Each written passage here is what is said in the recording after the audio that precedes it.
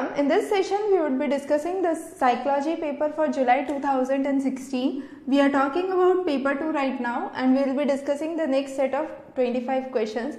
Now, most of the questions were slight conceptual and it was kind of mixed set of direct based questions which were based on definitions and some conceptual questions. Most of the direct questions were covered from the study material. So, I believe it shouldn't be a problem for most of the students. Now, let's discuss some of these questions here. If we know the parts of the ear and parts of the eye, we can directly solve this question. So, hammer, pinna and oval window are parts of outer ear, middle ear and internal ear. Then you have visual system parts as cornea, vitreous humor and aqueous humor. You have the neural system that includes glial cell, Melian sheath and so on. And finally, dopamine, serotonin and GABA are kind of messenger systems or neurotransmitters. So, these are the correct matches for this question. Next, now what is given in the reason is what is negative reinforcement. So, negative reinforcement strengthens the response to permit escape from or avoidance of the stimulus. So, reason is definitely wrong. Now, you have assertion as if I have a kind of positive reinforcement that is done, what would happen? That thing I would like to do more and more. So, organism learn to perform the responses that produce positive reinforcement. So, if you have positive reinforcement about something, you will like to do that again and again. So, you have assertion that is correct. So, assertion is correct and reason is incorrect. So, C would be the correct choice here. Next question. One prominent class of theorists of deductive reasoning, what they tried to explain was that formal rules of reference are related to logical calculus, and under logical calculus we focus on three things. One is grammar, other is semantics, that is understanding, and the set of rules to understand that inference. So, the answer would be formal rules and logical calculus, that is D.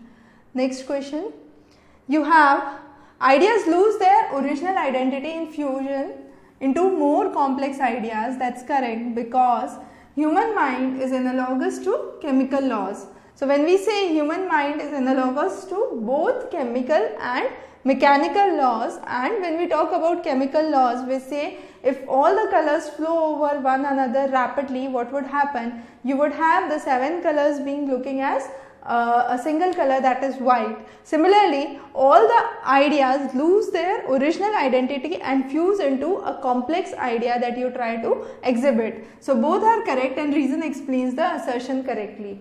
Next question. Among these, only stem cell is responsible for reproduction of another cell. So, you have a stem cell here. So, stem cell, what is important about a stem cell is it can replicate itself as well as it can differentiate into many other cells. So, if we go on to the question again, out of these I can say only stem cells would be the correct option, that is B only would be the answer here. Next question. If the bones of the middle ear begin to deteriorate, the person will suffer with difficulty in conduction, because middle ear, the main function is vibration and conduction of the noise. However, the inner ear is related to frequency, that is frequency and the intensity of the sound. So, for this middle ear, the answer would be mainly conduction. So, you have C only, this is incorrectly mentioned, the choice says C only, and that would be the correct answer.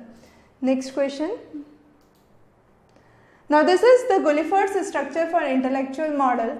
So, model of intellect given by Guilford talked about intelligence being divided into 3 aspects, that is operation, product and content. So, you have operation, product and finally content, and under product we would have the system of units and classes.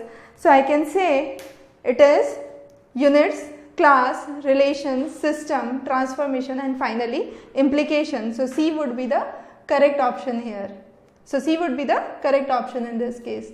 Next question, the light passes into eye in which of the following sequence? So, if we know the structure of the eye, we can answer this question correctly.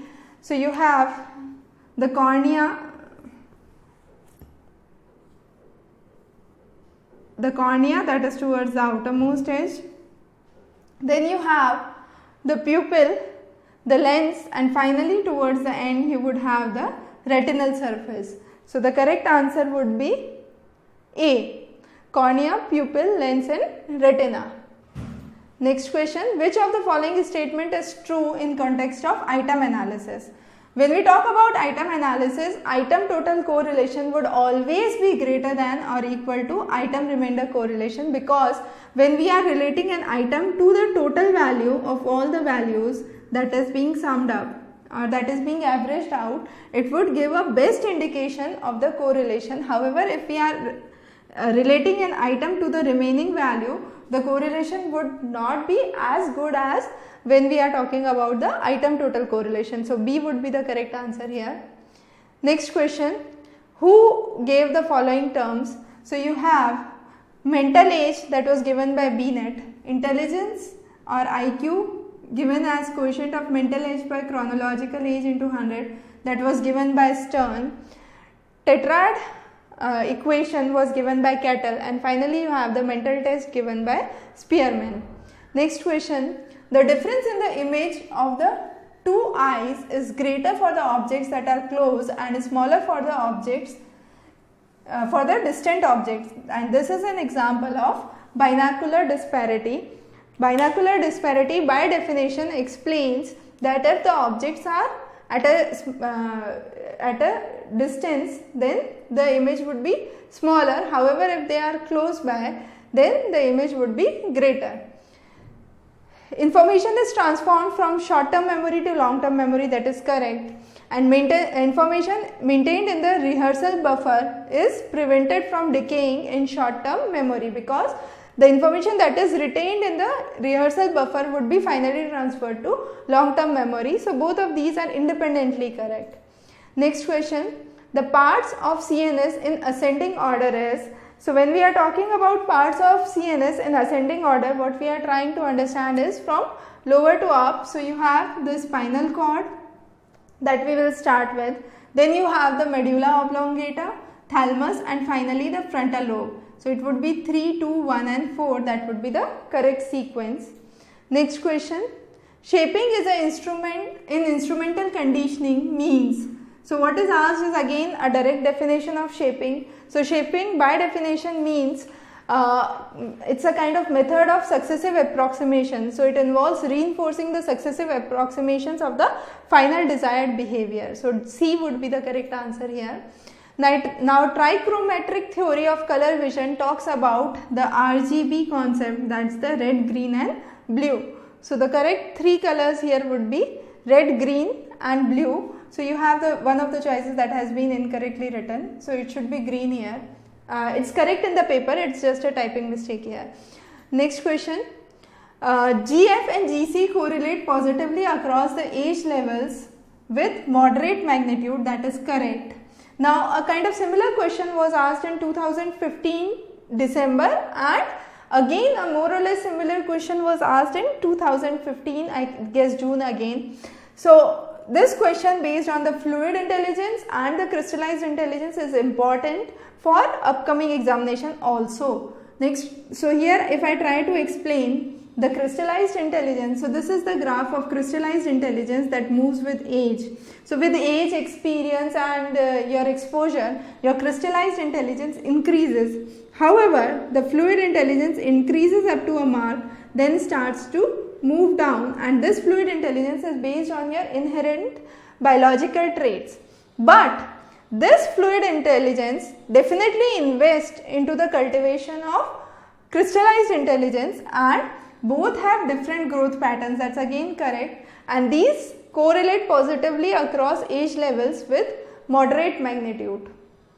So each set of people who, if I say person with low IQ would have low crystallized intelligence and fluid intelligence, and a person with high IQ would have higher crystallized intelligence and higher fluid intelligence. So that is what is being trying to explain here. So both are correct and reason correctly explains the assertion. Next question. Now here you have binocular binocular cues that are of two types. One is convergence and another is retinal disparity. So what the first assertion is trying to explain is about retinal disparity, and this is trying to explain about the convergence, that is the second type of binocular cue. However, both are binocular cues. So both of these are correct, but these are independent of one another. Next question. Which of the following function is not triggered by sympathetic nervous system? So sympathetic nervous system triggers pupillary dilation, more of pulse rate or heart rate, and more of perspiration. It's only that the digestion is affected. So C alone would be the answer here. You have a diagram here which shows that it inhibits the digestive activity, however it accelerates heart rate and dilates pupil. So sympathetic nervous system, these are the functions that are performed. Next, you have the type of conditioning and the correct explanation.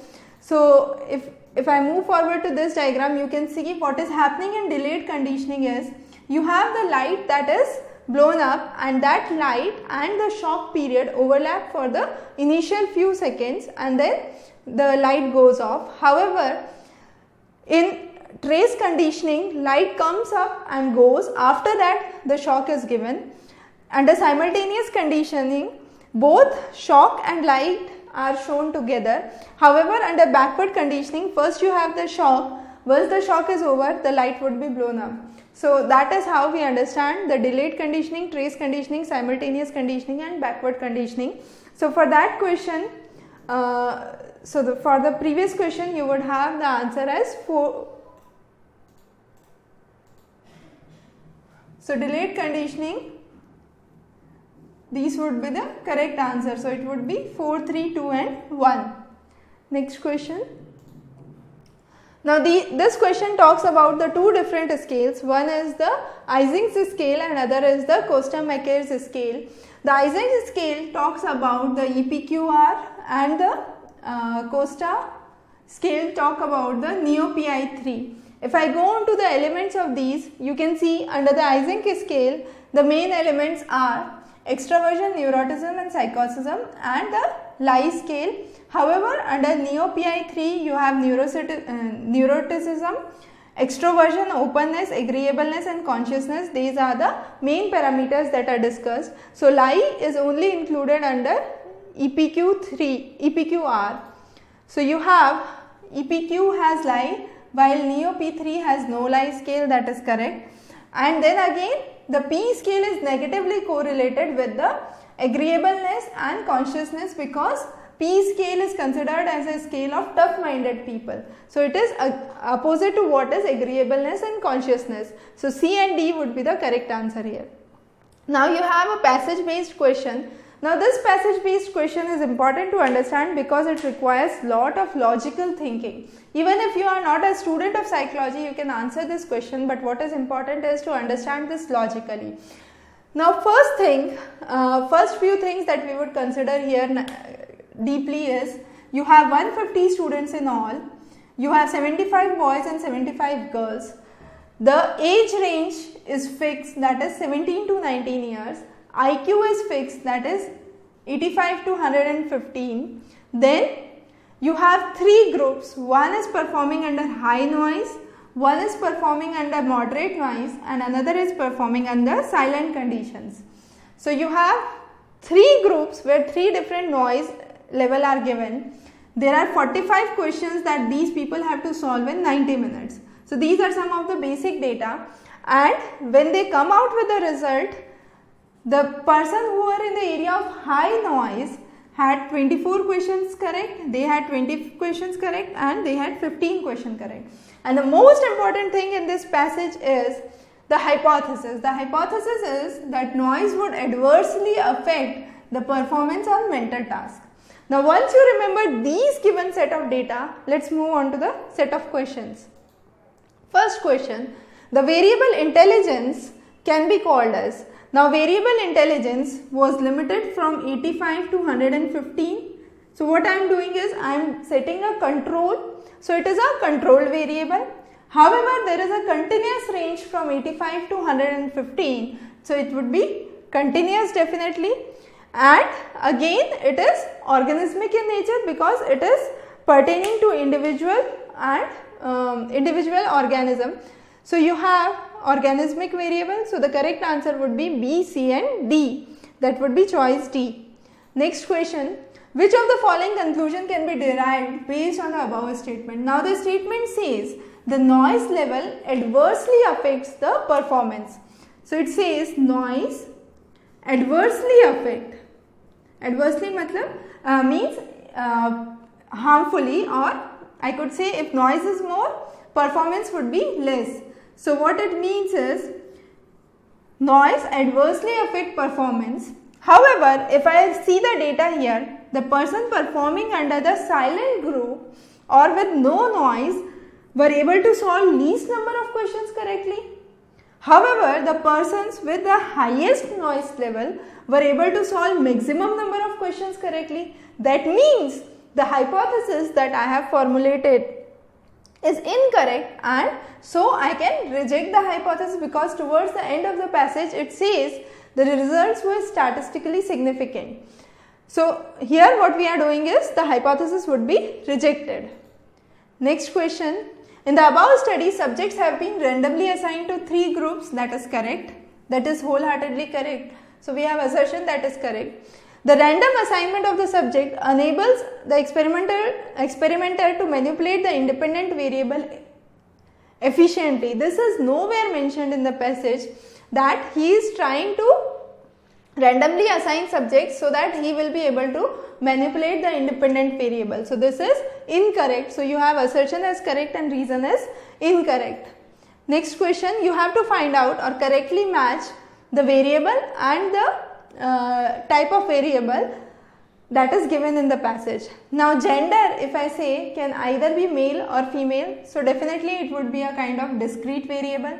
So this is something that is very clear. What is independent variable? Noise is the independent variable, and now noise is affecting what? It is affecting the performance level. So number of the questions that would be solved would be dependent on what parameter? So they would be dependent on the parameter of noise. So noise becomes the independent parameter, independent variable, and the number of numerical problems that can be solved correctly would be a dependent variable, and these would depend on the amount of noise.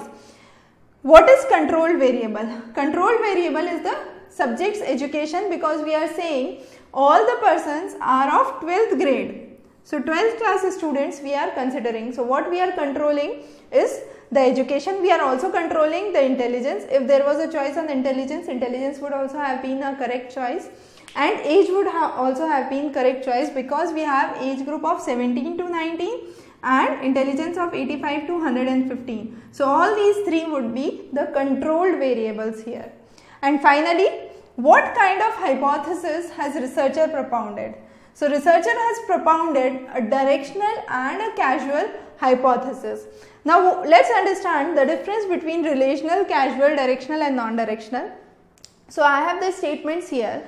I predict that A and B are related in any way, so I say it is a relational hypothesis. Relational hypotheses are non-directional. However, causal hypothesis must always be directional in nature. Now a relational hypothesis, when can it be directional? It can be directional if I say that I predict A and B are inversely related such that A increases and B decreases. So what I am trying to say, that I am providing a direction of the relational hypothesis.